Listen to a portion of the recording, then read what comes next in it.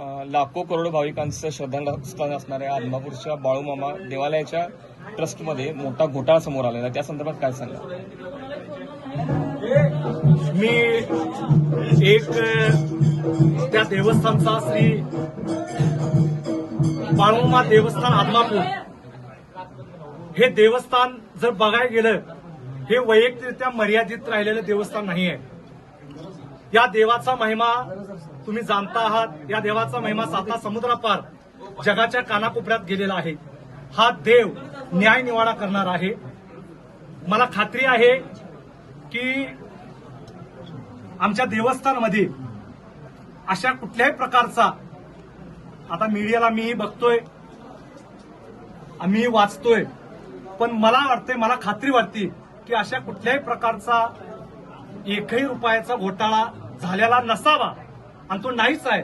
कारण मामा स्वतः म्हणतात, अरे रांडच्या हो, माझ्या सुतळीला सुद्धा हात लावायची ताकद कुणाच्यात नाही, आणि रुपया खायची काय हिंमत. माझा देव लय इंगोळ आहे, खैराचा इंगोळ आहे. ज्याला हाय त्याला हाय, ज्याला समजला त्याला समजला. आणि मामा म्हणतात, ज्याला मी हाय त्याला मी आहेच, आणि ज्याला नाही त्याला नाही.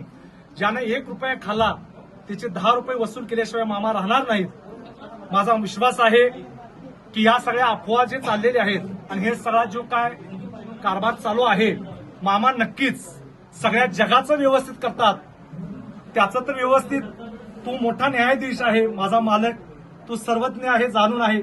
लवकरच मला आशा आहे, मी त्याचा एक गडी आहे, इतरांचं सगळ्यांचं चांगलं करतोय, आणि त्याच्या इथं चाललेलं तो तर सगळं बघून घेईलच.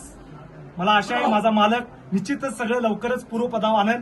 आणि ज्या शंका आहेत आणि भक्तांच्या मनामध्ये, कुणी शंका मनात बाळगू नका, कारण जो करल तो भरल. एक आहे, देवाच्या दरबारात न्याय आहे. तुम्ही निश्चिंत राहा, मामांच्या विश्वास ठेवा, श्रद्धा ठेवा. आदमापुरात या, कपावरून भंडारा लिहा, मामांचा प्रसाद खावा, बाळूमाच्या तळावरती जावा, बकऱ्यांची सेवा करा, आणि कुणाच्याही नादाला भूलपाताला बळी पडू नका.